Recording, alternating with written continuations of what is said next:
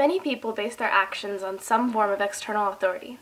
This often manifests itself in the form of religion. The Bible says it, so it must be true. Or, my boss or teacher told me, so I have to do this because that person has authority.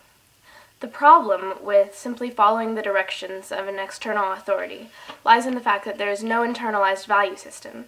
People do things because somebody else is telling them to, not because they have any internal sense of what is right for them.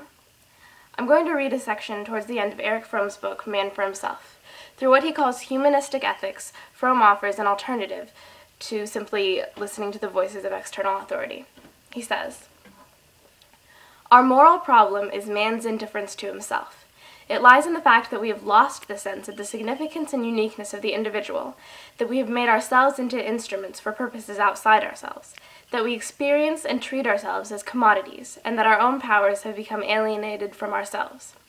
We have become things, and our neighbors have become things. The result is that we feel powerless and despise ourselves for our impotence. Since we do not trust our own power, we have no faith in man, no faith in ourselves or in what our own powers can create.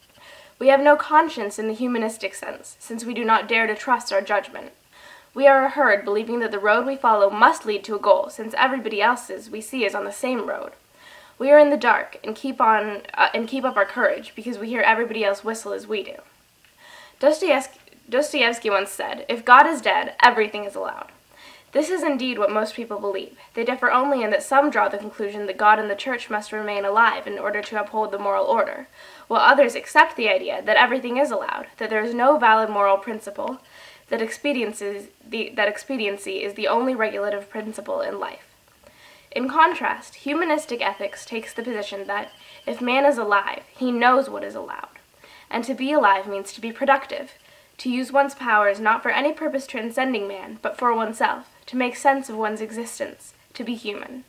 As long as anyone believes that his ideal and purpose is outside him, that it is above the clouds and the past or in the future, he will go outside himself and seek fulfillment where it cannot be found. He will look for solutions and answers at every point, except the one where they can be found, in himself.